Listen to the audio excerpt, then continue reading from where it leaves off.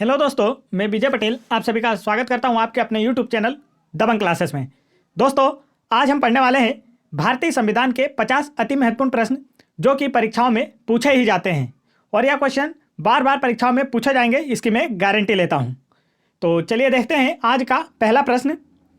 लेकिन इससे पहले यदि आपने अभी तक मेरे चैनल को सब्सक्राइब नहीं किया है तो आप मेरे चैनल को सब्सक्राइब कर लें और बेल आइकन की बटन भी जरूर दबा लें ताकि ऐसे इंपॉर्टेंट एजुकेशनल वीडियो के नोटिफिकेशन आप तक आसानी से पहुंचते रहें और इस वीडियो को भी एक लाइक जरूर कर दें। चलिए देखते हैं आज का पहला प्रश्न।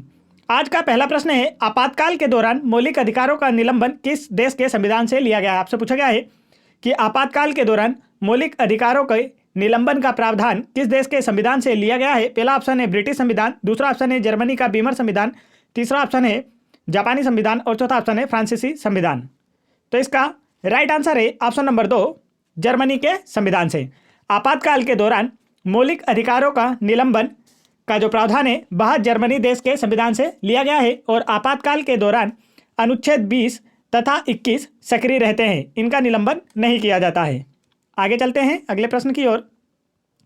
अगला प्रश्न है हमारा प्रश्न क्रमांक 2, सर्वोच्च न्यायालय से परामर्श करने की राष्ट्रपति की शक्ति किस अनुच्छेद के तहत आती है। आपसे पूछा गया है सर्वोच्च न्यायालय के परामर्श करने की राष्ट्रपति की शक्ति किस अनुच्छेद के तहत आती है। पहला ऑप्शन है अनुच्छेद 123, दूसरा ऑप्शन है अनुच्छेद 143, तीसरा ऑप्शन है अनुच्छेद 129 और चौथा ऑप्शन है अनुच्छेद 131। तो इसका राइट आंसर है ऑप्शन नंबर 2।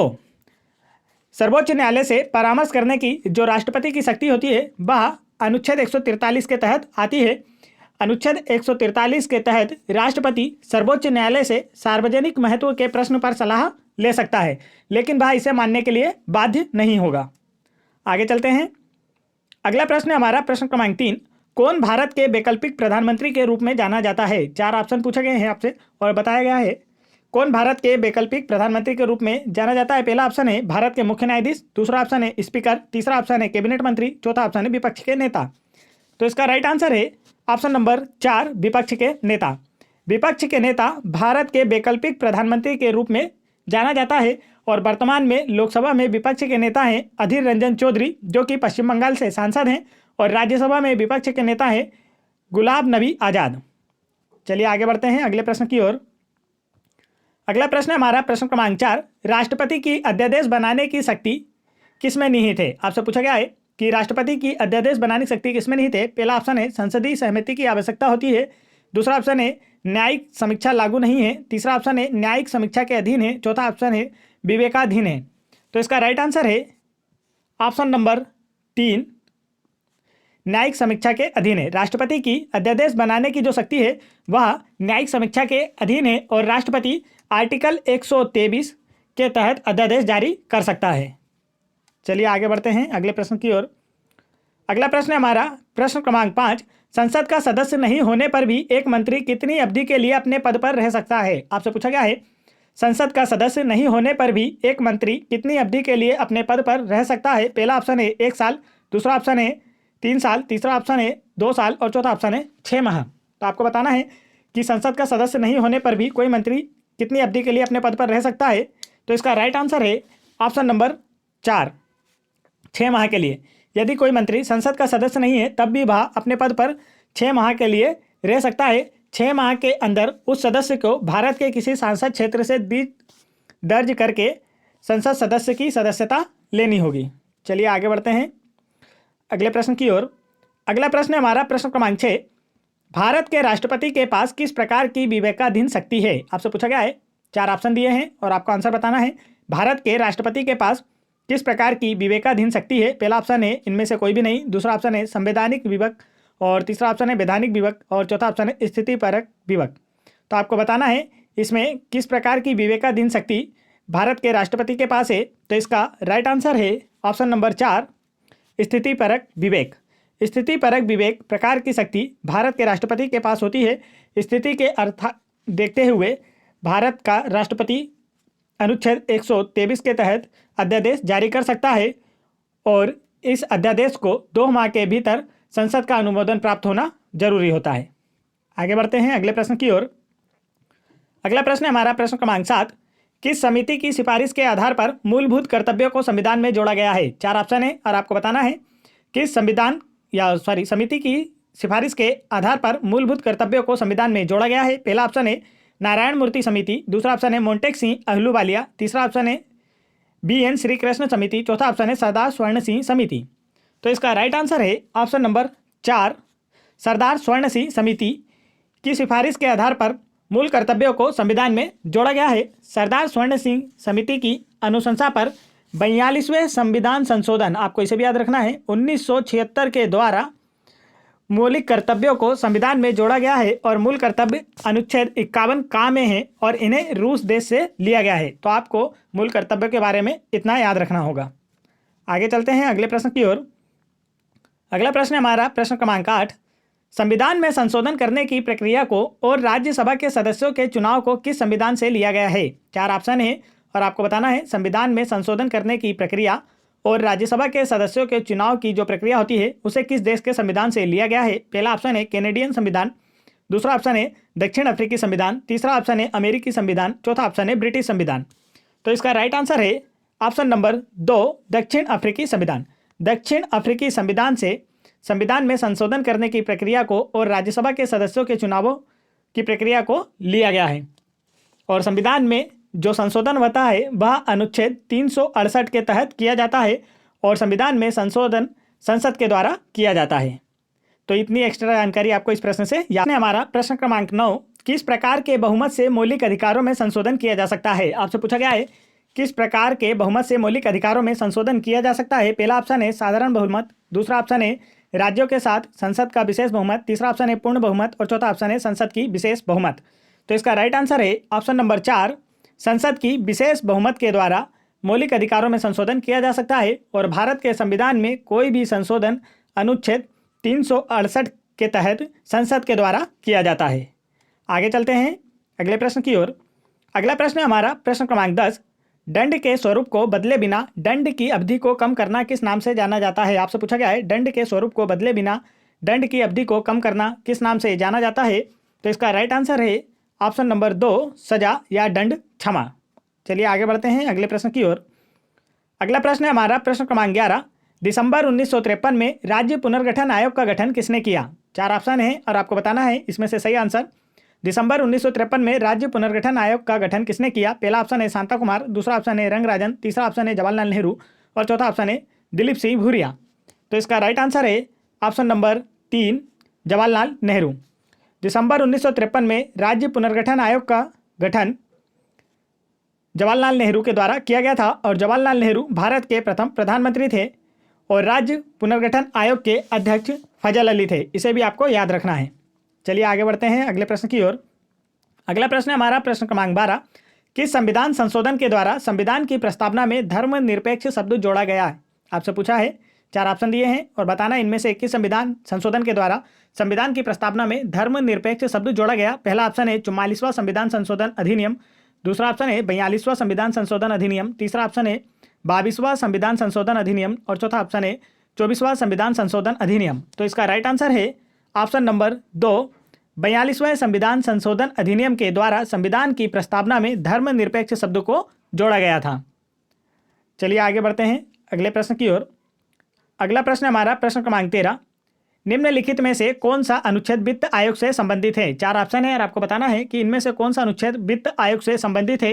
तो इसका राइट आंसर है ऑप्शन नंबर 3, अनुच्छेद 280। अनुच्छेद 280 वित्त आयोग के गठन से संबंधित है और वित्त आयोग के गठन का अधिकार राष्ट्रपति के पास होता है। वित्त आयोग के अध्यक्ष और उसके सदस्यों की नियुक्ति राष्ट्रपति के द्वारा की जाती है। तो यहाँ पर आपको याद रखना है वित्त आयोग का जो वर्णन है वह अनुच्छेद 280 में किया गया है। आगे चलते हैं अगले प्रश्न की ओर। अगला प्रश्न है प्रश्न क्रमांक 14, किस वर्ष दिल्ली को एक मंत्री परिषद युक्त विधानसभा प्रदान की गई जिसके प्रमुख मुख्यमंत्री थे? तो इसका राइट आंसर है ऑप्शन नंबर 4, 1992 में। 1992 में दिल्ली को एक मंत्री परिषद युक्त विधानसभा प्रदान की गई थी। दिल्ली एक संघ राज्य क्षेत्र है जिसके सीएम हैं अरविंद केजरीवाल। चलिए आगे बढ़ते हैं अगले प्रश्न की ओर।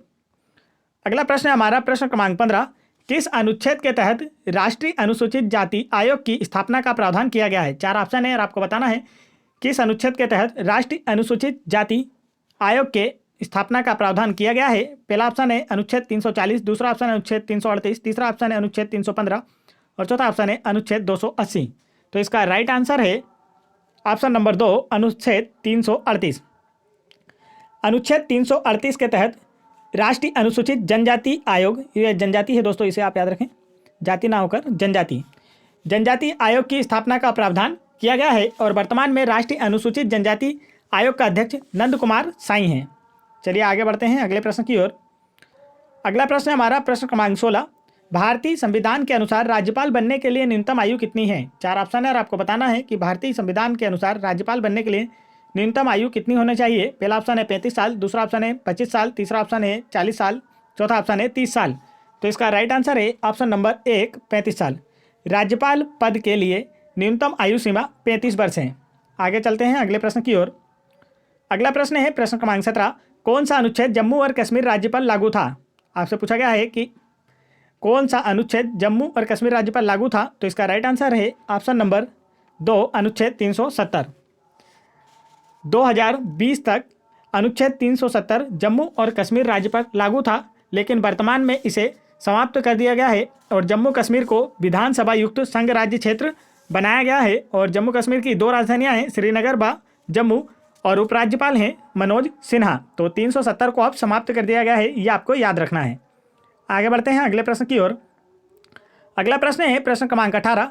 छठी अनुसूची के तहत स्वायत्त जिलों को गठित और पुनर्गठित करने का अधिकार किसके पास होता है? आपसे पूछा गया है छठी अनुसूची के तहत स्वायत्त जिलों को गठित और पुनर्गठित करने का अधिकार किसके पास होता है। पहला ऑप्शन है राज्य विधानसभा, दूसरा ऑप्शन है राष्ट्रपति, तीसरा ऑप्शन है राज्यपाल, चौथा ऑप्शन है परिसीमन आयोग। तो इसका राइट आंसर है ऑप्शन नंबर 3, राज्यपाल के पास। स्वायत्त जिलों को गठित और पुनर्गठित करने का अधिकार किसी राज्य के राज्यपाल के पास होता है और किसी राज्य की कार्यपालिका का प्रमुख राज्यपाल होता है। आगे चलते हैं अगले प्रश्न की ओर। अगला प्रश्न है प्रश्न क्रमांक 19। मौलिक अधिकारों में समानता का अधिकार क्या है? आपसे पूछा गया है कि मौलिक अधिकारों में जो वर्ड यूज होता है समानता का अधिकार, तो इसका मतलब क्या है। पहला ऑप्शन है लिंग समानता, दूसरा ऑप्शन है कानून के समक्ष सभी लोग समान हैं, तीसरा ऑप्शन है समान समुदाय के लोग समान हैं, और चौथा ऑप्शन है सामाजिक गुणवत्ता के आधार पर समानता। तो इसका राइट आंसर है ऑप्शन नंबर 2, कानून के समक्ष सभी लोग समान हैं, इसे ही कहा जाता है समानता का अधिकार। और अनुच्छेद 14 विधि के समक्ष समानता अधिकार से संबंधित है। आगे चलते हैं अगले प्रश्न की ओर। अगला प्रश्न है प्रश्न क्रमांक 20। किन्हें धार्मिक स्वतंत्रता दी गई है? 4 ऑप्शन है और आपको बताना है इनमें से किन्हें धार्मिक स्वतंत्रता दी गई है। पहला ऑप्शन है केवल अल्पसंख्यक, दूसरा ऑप्शन है केवल बहुमत, तीसरा ऑप्शन है सभी भारतीय नागरिक, चौथा ऑप्शन है विशिष्ट समुदाय। तो इसका राइट आंसर है ऑप्शन नंबर 3, सभी भारतीय नागरिक। सभी भारतीय नागरिकों को धार्मिक स्वतंत्रता दी गई है। आगे बढ़ते हैं अगले प्रश्न की ओर। अगला प्रश्न है प्रश्न क्रमांक 21। राज्य परिषद को और किस नाम से जाना जाता है? पहला ऑप्शन है लोगों का घर, दूसरा ऑप्शन है राज्यों की परिषद, तीसरा ऑप्शन है संसद, और चौथा ऑप्शन है लोकसभा। तो इसका राइट आंसर है ऑप्शन नंबर 2, राज्यों की परिषद। राज्य परिषद को राज्यों की परिषद के नाम से भी जाना जाता है। आगे चलते हैं अगले प्रश्न की ओर। अगला प्रश्न है हमारा प्रश्न क्रमांक 22। राज्य मानवाधिकार आयोग के अध्यक्ष को कौन हटा सकता है? आपसे पूछा गया है राज्य मानव अधिकार आयोग के अध्यक्ष को कौन हटा सकता है। पहला ऑप्शन है राष्ट्रपति, दूसरा ऑप्शन है राज्यपाल, तीसरा ऑप्शन है उच्च न्यायालय, और चौथा ऑप्शन है सुप्रीम कोर्ट। तो इसका राइट आंसर है ऑप्शन नंबर 1, राष्ट्रपति। राज्य मानवाधिकार आयोग के अध्यक्ष को राष्ट्रपति हटा सकता है और वर्तमान में राष्ट्रीय मानवाधिकार आयोग के अध्यक्ष हैं HL दत्तू। आपको याद रखना है वर्तमान में राष्ट्रीय मानवाधिकार आयोग के अध्यक्ष HL दत्तू हैं। चलिए आगे चलते हैं अगले प्रश्न की ओर। अगला प्रश्न है हमारा प्रश्न क्रमांक 23। संसद के संयुक्त सत्र का संचालन अध्यक्ष के अनुपस्थित रहने पर कौन करता है? आपसे पूछा गया है संसद के संयुक्त सत्र का संचालन अध्यक्ष के अनुपस्थित रहने पर कौन करता है। पहला ऑप्शन है लोकसभा उपाध्यक्ष, दूसरा ऑप्शन है राज्यसभा उपाध्यक्ष, तीसरा ऑप्शन है राज्यसभा सभापति, और चौथा ऑप्शन है मौसमी अध्यक्ष। तो इसका राइट आंसर है ऑप्शन नंबर 1, लोकसभा अध्यक्ष। जब संसद का संयुक्त अधिवेशन बुलाया जाता है और यदि उस समय अध्यक्ष उपस्थित ना हो तो उस जो अधिवेशन होता है उसकी अध्यक्षता लोकसभा उपाध्यक्ष के द्वारा की जाती है और संसद का संयुक्त अधिवेशन अनुच्छेद 108 के तहत राष्ट्रपति बुला सकता है। आगे चलते हैं अगले प्रश्न की ओर। अगला प्रश्न है प्रश्न क्रमांक 24। कौन सा अंतर्राज्य परिषद मंत्रालय के अंतर्गत आता है? पहला ऑप्शन है वित्त मंत्रालय, दूसरा ऑप्शन है गृह मंत्रालय, तीसरा ऑप्शन है अल्पसंख्यक मंत्रालय, और चौथा ऑप्शन है कार्मिक मंत्रालय। तो इसका राइट आंसर है ऑप्शन नंबर 2, गृह मंत्रालय। गृह मंत्रालय अंतर्राज्यीय परिषद मंत्रालय के अंतर्गत आता है। आगे बढ़ते हैं अगले प्रश्न की ओर। अगला प्रश्न हमारा प्रश्न क्रमांक 25। भारत की आकस्मिक निधि किस अनुच्छेद के अंतर्गत आती है? आपसे पूछा गया है भारत की आकस्मिक निधि किस अनुच्छेद के अंतर्गत आती है? पहला ऑप्शन है अनुच्छेद 267, दूसरा ऑप्शन है अनुच्छेद 263, तीसरा ऑप्शन है अनुच्छेद 280, चौथा ऑप्शन है अनुच्छेद 266। तो इसका राइट आंसर है ऑप्शन नंबर 1 अनुच्छेद 267। भारत की आकस्मिक निधि का वर्णन अनुच्छेद 267 में किया गया है। चलिए आगे बढ़ते हैं अगले प्रश्न की ओर। अगला प्रश्न है हमारा प्रश्न क्रमांक 25। राज्य मानवाधिकार आयोग का अध्यक्ष कौन होता है? आपसे पूछा गया है राज्य मानवाधिकार आयोग का अध्यक्ष कौन होता है? पहला ऑप्शन है सर्वोच्च न्यायालय के सेवानिवृत्त न्यायाधीश, दूसरा ऑप्शन है उच्च न्यायालय के सेवानिवृत्त मुख्य न्यायाधीश, तीसरा ऑप्शन है सुप्रीम कोर्ट के वर्तमान न्यायाधीश और चौथा ऑप्शन है वर्तमान उच्च न्यायालय के मुख्य न्यायाधीश। तो यहाँ आपसे प्रश्न है राज्य मानवाधिकार आयोग का अध्यक्ष कौन होता है? तो इसका राइट आंसर है ऑप्शन नंबर 2 उच्च न्यायालय के सेवानिवृत्त मुख्य न्यायाधीश। यह इसका राइट आंसर है। राज्य मानवाधिकार आयोग के अध्यक्ष होते हैं उच्च न्यायालय के सेवानिवृत्त मुख्य न्यायाधीश।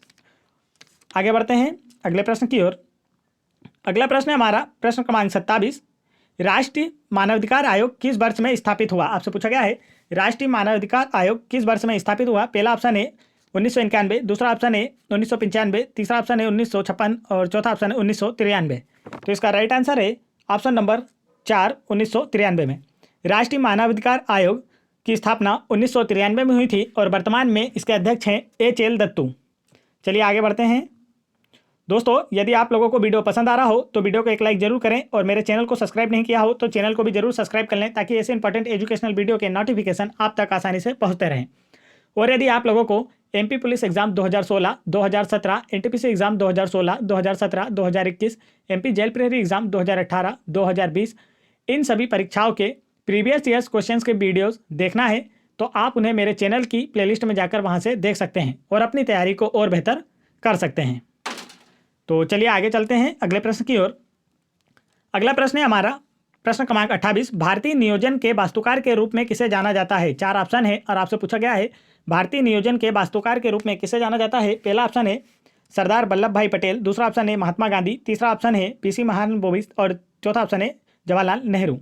तो इसका राइट आंसर है option number 3 PC Mahalanobis. PC Mahalanobis ji को भारतीय नियोजन के वास्तुकार के रूप में जाना जाता है। आगे चलते हैं अगले प्रश्न की ओर। अगला प्रश्न है प्रश्न क्रमांक 29। किस बिल के बिना सरकार भारत के सामूहिक कोष से पैसा निकाल सकती है? 4 ऑप्शन है और आपको बताना है इनमें से किस बिल के बिना जो सरकार है वह भारत के सामूहिक कोष से पैसा निकाल सकती है। पहला ऑप्शन है सामान्य बिल, दूसरा ऑप्शन है विनियोग विधेयक, तीसरा ऑप्शन है मनी बिल और चौथा ऑप्शन है वित्तीय विधेयक। तो इसका राइट आंसर है ऑप्शन नंबर 2 विनियोग विधेयक। विनियोग विधेयक के द्वारा सरकार भारत के सामूहिक कोष से पैसा निकाल सकती है। चलिए आगे चलता रहा। प्रश्न क्रमांक 30। निम्न में से कौन सा भारतीय संविधान की प्रस्तावना का हिस्सा नहीं है? आपसे पूछा गया है निम्न में से कौन सा जो शब्द है वह भारतीय संविधान की प्रस्तावना का हिस्सा नहीं है। पहला ऑप्शन है लिबर्टी, दूसरा ऑप्शन है समानता, तीसरा ऑप्शन है न्याय और चौथा ऑप्शन है प्रावधान। तो इसका राइट आंसर है ऑप्शन नंबर 4 प्रावधान। प्रावधान मात्र एक शब्द है जिसका अर्थ होता है निहित होना या वर्णन होना। चलिए आगे चलते हैं अगले प्रश्न की ओर। अगला प्रश्न हमारा प्रश्न क्रमांक 31। संविधान सभा के वित्त और कर्मचारी समिति के अध्यक्ष कौन थे? आपसे पूछा गया है संविधान सभा के वित्त और कर्मचारी समिति के अध्यक्ष कौन थे? पहला ऑप्शन है HC मुखर्जी, दूसरा ऑप्शन है JB कृपलानी, तीसरा ऑप्शन है राजेंद्र प्रसाद और चौथा ऑप्शन है KM मुंशी। तो इसका राइट आंसर है ऑप्शन नंबर 3 राजेंद्र प्रसाद। राजेंद्र प्रसाद जी संविधान सभा के वित्त और कर्मचारी समिति के अध्यक्ष थे और राजेंद्र प्रसाद भारत के प्रथम राष्ट्रपति थे और ये ऐसे राष्ट्रपति हैं अभी तक जिनका कार्यकाल सबसे लंबा रहा है। चलिए आगे चलते हैं अगले प्रश्न की ओर। अगला प्रश्न है हमारा प्रश्न क्रमांक 32। राज्यसभा का अध्यक्ष और उपाध्यक्ष भारतीय संविधान की किस अनुसूची के अंतर्गत आता है? आपसे पूछा गया है राज्यसभा का अध्यक्ष और उपाध्यक्ष भारतीय संविधान की किस अनुसूची के अंतर्गत आता है? पहला ऑप्शन है दूसरा ऑप्शन है 10वीं, तीसरा ऑप्शन है तीसरी और चौथा ऑप्शन है पहली। तो इसका राइट आंसर है ऑप्शन नंबर 1 दूसरी संविधान अनुसूची के अंतर्गत आता है। देखिए राज्यसभा का जो अध्यक्ष होता है और उपाध्यक्ष होता है यह भारतीय संविधान की दूसरी अनुसूची के अंतर्गत आते हैं। दूसरी अनुसूची में विभिन्न पदाधिकारियों का वर्णन किया गया है जैसे कि विधानसभा के सदस्य, लोकसभा के सदस्य और जो अन्य मंत्री होते हैं इन सभी के पदों का वर्णन दूसरी अनुसूची में किया गया है। चलिए आगे चलते हैं अगले प्रश्न की ओर। अगला प्रश्न हमारा प्रश्न क्रमांक 33। भारत के पहले सिख राष्ट्रपति कौन थे? 4 ऑप्शन हैं और बताना आपको इनमें से भारत के पहले सिख राष्ट्रपति कौन थे। पहला ऑप्शन है दलबीर सिंह, दूसरा ऑप्शन है मनमोहन सिंह, तीसरा ऑप्शन है बीपी सिंह और चौथा ऑप्शन है ज्ञानी जेल सिंह। तो इसका राइट आंसर है ऑप्शन नंबर 4 ज्ञानी जेल सिंह। ज्ञानी जेल सिंह भारत के पहले सिख राष्ट्रपति थे। ज्ञानी जेल सिंह 1982 से 1987 तक भारत के राष्ट्रपति थे। चलिए आगे बढ़ते हैं अगले प्रश्न की ओर। अगला प्रश्न है हमारा प्रश्न क्रमांक 34। भारत के उपराष्ट्रपति बनने के लिए न्यूनतम आयु कितनी है? आपसे पूछा गया है भारत के उपराष्ट्रपति बनने के लिए न्यूनतम पात्र आयु क्या है। पहला ऑप्शन है 35 वर्ष, दूसरा ऑप्शन है 45 वर्ष, तीसरा ऑप्शन है 18 वर्ष और चौथा ऑप्शन है 25 वर्ष। तो इसका राइट आंसर है ऑप्शन नंबर 1 35 वर्ष। भारत के उपराष्ट्रपति बनने के लिए न्यूनतम आयु 35 वर्ष होना चाहिए और उपराष्ट्रपति पद का उल्लेख अनुच्छेद 63 में किया गया है, तो इसे भी आपको याद रखना है। और उपराष्ट्रपति पद का जो संबंधी प्रावधान है वह अमेरिका देश के संविधान से लिया गया है। आगे बढ़ते हैं अगले प्रश्न की ओर। अगला प्रश्न है हमारा प्रश्न क्रमांक 35। यदि आपके मौलिक अधिकारों को राज्य द्वारा कलंकित किया गया है तो नागरिकों को अदालत के खिलाफ अपील करने का मूल अधिकार क्या है? आपसे पूछा गया है यदि आपके मौलिक अधिकारों को किसी राज्य के द्वारा कलंकित किया जाता है तो उस राज्य की जो अदालत है उसके खिलाफ अपील करने का मूल अधिकार जो नागरिकों के पास होता है वह क्या है? पहला ऑप्शन है समानता का अधिकार, दूसरा ऑप्शन है संवैधानिक उपायों का अधिकार, तीसरा ऑप्शन है अभिव्यक्ति की स्वतंत्रता का अधिकार और चौथा ऑप्शन है शोषण के सुरक्षा का अधिकार। तो इसका राइट आंसर है ऑप्शन नंबर 2 संवैधानिक उपायों का अधिकार। यदि किसी व्यक्ति के मौलिक अधिकारों का किसी राज्य या वहाँ के हाईकोर्ट के द्वारा हनन किया जाता है तो वह व्यक्ति सुप्रीम कोर्ट में उसके खिलाफ अपील दर्ज कर सकता है और यह संवैधानिक उपायों का अधिकार कहलाता है। संवैधानिक उपायों के अधिकार को बी.आर. अम्बेडकर ने संविधान की आत्मा कहा है। आगे बढ़ते हैं अगले प्रश्न की ओर। अगला प्रश्न है हमारा प्रश्न क्रमांक 36। भारत के राष्ट्रपति पद के लिए न्यूनतम आयु योग्यता क्या है? आपसे पूछा गया है भारत के राष्ट्रपति पद के लिए न्यूनतम आयु योग्यता क्या है। पहला ऑप्शन है 30 वर्ष, दूसरा ऑप्शन है 25 वर्ष, तीसरा ऑप्शन है 40 वर्ष और चौथा ऑप्शन है 35 वर्ष। तो इसका राइट आंसर है ऑप्शन नंबर 4 35 वर्ष। भारत के राष्ट्रपति पद के लिए न्यूनतम आयु होना चाहिए वह है 35 वर्ष। आगे बढ़ते हैं अगले प्रश्न की ओर। अगला प्रश्न है हमारा प्रश्न क्रमांक 37। संविधान का मसौदा तैयार करने वाली समिति ड्राफ्टिंग समिति के अध्यक्ष कौन थे? आपसे पूछा गया है संविधान का मसौदा तैयार करने वाली समिति के अध्यक्ष कौन थे। पहला ऑप्शन है जे.बी. कृपलानी, दूसरा ऑप्शन है राजेंद्र प्रसाद, तीसरा ऑप्शन है बी.आर. अम्बेडकर और चौथा ऑप्शन है उपयुक्त में से कोई नहीं। तो इसका राइट आंसर है ऑप्शन नंबर 3 बी.आर. अम्बेडकर। संविधान का मसौदा तैयार करने वाली समिति ड्राफ्टिंग समिति के अध्यक्ष थे बी.आर. अम्बेडकर और इन्हें भारतीय संविधान का जनक भी कहा जाता है। आगे बढ़ते हैं दोस्तों अगले प्रश्न की ओर। अगला प्रश्न हमारा प्रश्न क्रमांक 38। संविधान सभा की पहली बैठक कब हुई थी? आपसे पूछा गया है संविधान सभा की पहली बैठक कब हुई थी। पहला ऑप्शन है 9 दिसंबर 1947, दूसरा ऑप्शन है 9 दिसंबर 1946, तीसरा ऑप्शन है 26 जनवरी 1947 और चौथा ऑप्शन है 26 जनवरी 1946। तो इसका राइट आंसर है ऑप्शन नंबर 2 9 दिसंबर 1946 को। संविधान सभा की पहली बैठक 9 दिसंबर 1946 को हुई थी और संविधान सभा की पहली बैठक के अध्यक्ष थे सच्चिदानंद सिन्हा। तो इन्हें भी आप याद रखें, संविधान सभा की पहली बैठक के अध्यक्ष थे सच्चिदानंद सिन्हा और यह बैठक 9 दिसंबर 1946 को आयोजित हुई थी। आगे बढ़ते हैं अगले प्रश्न की ओर। अगला प्रश्न हमारा प्रश्न क्रमांक 39। भारत में दिल्ली उच्च न्यायालय की स्थापना कब की गई थी? आपसे पूछा गया है भारत में दिल्ली उच्च न्यायालय की स्थापना कब की गई थी। पहला ऑप्शन है 1947, दूसरा ऑप्शन है 1935, तीसरा ऑप्शन है 1966 और चौथा ऑप्शन है 1950। तो इसका राइट आंसर है ऑप्शन नंबर 3 1966 में। भारत में दिल्ली उच्च न्यायालय की स्थापना 1966 में की गई थी। चलिए आगे बढ़ते हैं अगले प्रश्न की ओर। अगला प्रश्न है हमारा प्रश्न क्रमांक 40। भारत की संसद में शामिल है, 4 ऑप्शन है और आपको बताना है इनमें से क्या क्या भारत की संसद में शामिल है। पहला ऑप्शन है लोकसभा और राज्यसभा, दूसरा ऑप्शन है केवल राज्यसभा, तीसरा ऑप्शन है केवल लोकसभा और चौथा ऑप्शन है लोकसभा, राज्यसभा और राष्ट्रपति। तो इसका राइट आंसर है ऑप्शन नंबर 4 भारत की संसद में लोकसभा, राज्यसभा और राष्ट्रपति शामिल होते हैं। इन सभी को संयुक्त रूप से संसद कहा जाता है।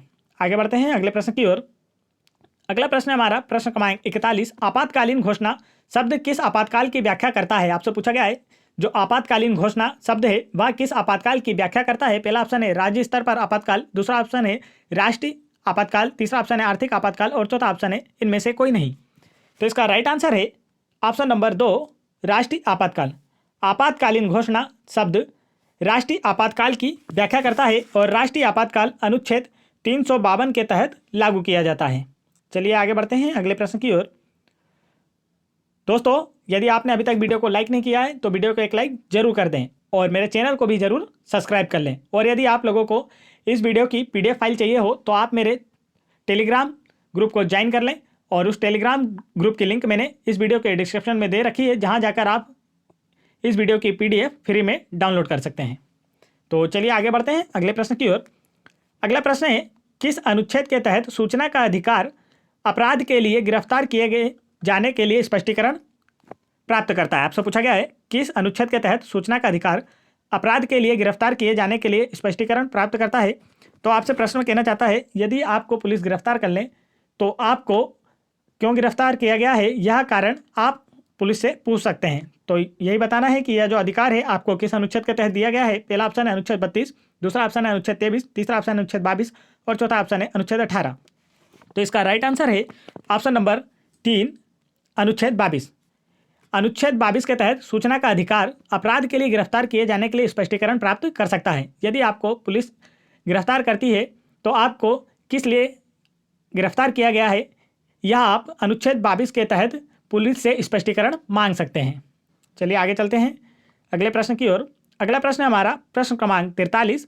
यदि कोई सदस्य बिना अनुमति के कितनी अवधि के लिए अनुपस्थित है तो सदस्य द्वारा सदस्य की सीट को रिक्त घोषित किया जाता है? आपसे पूछा गया है, यदि कोई सदस्य बिना अनुमति के कितने दिनों के अवधि के लिए अनुपस्थित है तो सदन द्वारा सदस्य की सीट को रिक्त घोषित किया जा सकता है। पहला ऑप्शन है 60 दिन, दूसरा ऑप्शन है 120 दिन, तीसरा ऑप्शन है 90 दिन और चौथा ऑप्शन है 180 दिन।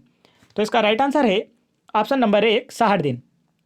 यदि कोई सदस्य बिना अनुमति के 60 दिनों की अवधि के लिए अनुपस्थित रहता है तो सदन द्वारा उस सदस्य की सीट को रिक्त घोषित किया जा सकता है। आगे बढ़ते हैं अगले प्रश्न की ओर। अगला प्रश्न हमारा प्रश्न क्रमांक 44। आपातकाल के समय किस अनुच्छेद को निरस्त नहीं किया जा सकता है? 4 ऑप्शन है और आपको बताना है कि आपातकाल के दौरान कौन से अनुच्छेद हैं जो निरस्त नहीं किए जा सकते हैं। पहला ऑप्शन है अनुच्छेद 20 और 21, दूसरा ऑप्शन अनुच्छेद 22 और 23, तीसरा ऑप्शन अनुच्छेद 19 और 43, चौथा ऑप्शन अनुच्छेद 23 और 24। तो इसका राइट आंसर है ऑप्शन नंबर 1, अनुच्छेद 20 और 21। आपातकाल के दौरान जब सभी मौलिक अधिकार को निलंबित कर दिया जाता है तो उस समय अनुच्छेद 20 और 21 को निरस्त नहीं किया जा सकता है। आगे चलते हैं अगले प्रश्न की ओर। अगला प्रश्न हमारा प्रश्न क्रमांक 45। एक व्यक्ति जो संसद का सदस्य नहीं है, वह किसी भी सदन से संबंधित नहीं है, ऐसे व्यक्ति को कितनी अधिकतम अवधि के लिए भारत के प्रधानमंत्री के रूप में नियुक्त किया जा सकता है? आपसे पूछा गया है, एक व्यक्ति जो संसद का सदस्य नहीं है, वह किसी भी सदन से संबंधित नहीं है, ऐसे व्यक्ति को कितनी अधिकतम अवधि के लिए भारत के प्रधानमंत्री के रूप में नियुक्त किया जा सकता है? पहला ऑप्शन है 6 सप्ताह, दूसरा ऑप्शन है 6 महीने, तीसरा ऑप्शन है 1 साल और चौथा ऑप्शन है 2 साल। तो इसका राइट आंसर है ऑप्शन नंबर 2, 6 महीने। एक व्यक्ति जो ना ही संसद का सदस्य और ना ही सदन से संबंधित है, ऐसे व्यक्ति को 6 महीने तक भारत के प्रधानमंत्री के रूप में नियुक्त किया जा सकता है, लेकिन 6 माह के भीतर उसे संसद में अपनी सदस्यता सिद्ध करनी होगी। आगे बढ़ते हैं अगले प्रश्न की ओर। अगला प्रश्न है हमारा प्रश्न क्रमांक 46। प्रत्येक संसदीय बैठक का पहला घंटा निम्न में से किसके लिए रखा गया है? 4 ऑप्शन है और आपको बताना है कि प्रत्येक संसदीय बैठक का जो पहला घंटा होता है वह किसके लिए रखा गया है। पहला ऑप्शन है शून्यकाल, दूसरा ऑप्शन है प्रश्नकाल, तीसरा ऑप्शन है विशेषाधिकार घंटा और चौथा ऑप्शन है ध्यानाकर्षण प्रस्ताव। तो इसका राइट आंसर है ऑप्शन नंबर 2, प्रश्नकाल के लिए। प्रत्येक संसदीय बैठक का पहला घंटा जो होता है वह प्रश्नकाल के लिए रखा जाता है और प्रश्नकाल के बाद शून्यकाल आता है, जिसकी अवधि 1 बजे से 2 बजे तक 1 घंटे की होती है। आपसे कभी कभी पूछा जाता है कि शून्यकाल की अवधि कितनी होती है, तो आप याद रखेंगे 1 घंटे से 1 घंटे की होती है। और यह जो शून्यकाल होता है यह दोपहर में 1 बजे से 2 बजे के बीच में होता है। तो आपको इसे भी याद रखना है, यह समय अभी बदल दिया गया है। तो अब कर दिया गया है 1 बजे से 2 बजे के बीच में 1 घंटे के लिए शून्यकाल। तो यहाँ आपसे पूछा गया था प्रत्येक संसदीय बैठक का पहला घंटा निम्न में से किसके लिए होता है, तो इसका राइट आंसर है ऑप्शन नंबर 2, प्रश्नकाल के लिए होता है। चलिए आगे चलते हैं अगले प्रश्न की ओर। अगला प्रश्न है प्रश्न क्रमांक 47। भारत का संविधान कब लागू हुआ? 4 ऑप्शन है और आपको बताना है कि भारत का संविधान कब लागू हुआ। पहला ऑप्शन है 26 जनवरी 1950, दूसरा ऑप्शन है 15 अगस्त 1947, तीसरा ऑप्शन है 26 नवंबर 1950 और चौथा ऑप्शन है 15 अगस्त 1950। तो इसका राइट आंसर है ऑप्शन नंबर 1, 26 जनवरी 1950 को। भारत का संविधान 26 जनवरी 1950 को लागू हुआ था। इस दिन भारत गणतंत्र संप्रभुत्व राष्ट्र बना था। चलिए आगे चलते हैं अगले प्रश्न की ओर। अगला प्रश्न है हमारा प्रश्न क्रमांक 48। केंद्रीय लोक सेवा आयोग की स्थापना कब हुई थी? आपसे पूछा गया है केंद्रीय लोक सेवा आयोग की स्थापना कब हुई थी? पहला ऑप्शन है 1926, दूसरा ऑप्शन है 1919, तीसरा ऑप्शन 1927 और चौथा ऑप्शन है 1935। तो इसका राइट आंसर है ऑप्शन नंबर 1, 1926 में। केंद्रीय लोक सेवा आयोग की स्थापना 1926 में हुई थी। आगे बढ़ते हैं अगले प्रश्न की ओर। अगला प्रश्न है हमारा प्रश्न क्रमांक 49। निम्न में से क्या भारत के संविधान के प्रस्तावना का भाग नहीं है? 4 ऑप्शन है और आपको बताना है इनमें से क्या भारत के संविधान के प्रस्तावना का भाग नहीं है। पहला ऑप्शन है स्वतंत्रता, दूसरा ऑप्शन है भारतीय ध्वज, तीसरा ऑप्शन है समानता और चौथा ऑप्शन है न्याय। तो इसका राइट आंसर है ऑप्शन नंबर 2, भारतीय ध्वज। भारतीय ध्वज भारत के संविधान की प्रस्तावना का भाग नहीं है। भारत के संविधान की प्रस्तावना में स्वतंत्रता, समानता, न्याय और धर्मनिरपेक्ष शब्दों को रखा गया है। तो जो राष्ट्रीय ध्वज है वह भारत के संविधान की प्रस्तावना में नहीं है, यह भारत के राष्ट्रीय प्रतीकों में से एक है।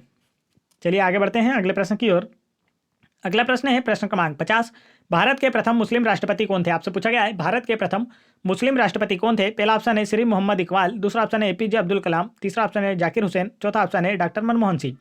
तो इसका राइट आंसर है ऑप्शन नंबर 3, जाकिर हुसैन।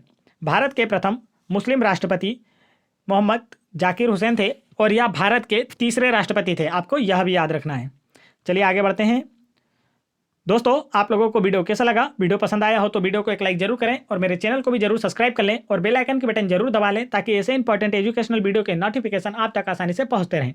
और यदि आप लोगों को MP police exam 2016, 2017, NTPC exam 2016, 2017, 2021 और जेल प्रेरी एग्जाम एवं अन्य सभी एग्जाम्स के प्रीवियस ईयर्स पेपरों के जीके, जीएस और साइंस के क्वेश्चंस की वीडियो देखना है तो आप मेरे चैनल की प्लेलिस्ट में जाकर वहां से देख सकते हैं। और आप इन सभी वीडियोस की पीडीएफ फाइल फ्री में मेरा टेलीग्राम चैनल ज्वाइन करके वहां से डाउनलोड करके पढ़ सकते हैं, जिसकी लिंक मैंने वीडियो के डिस्क्रिप्शन में दे रखी है। तो आप लोगों को यह वीडियो कैसा लगा मुझे कमेंट करके जरूर बताएं। जय हिंद दोस्तों।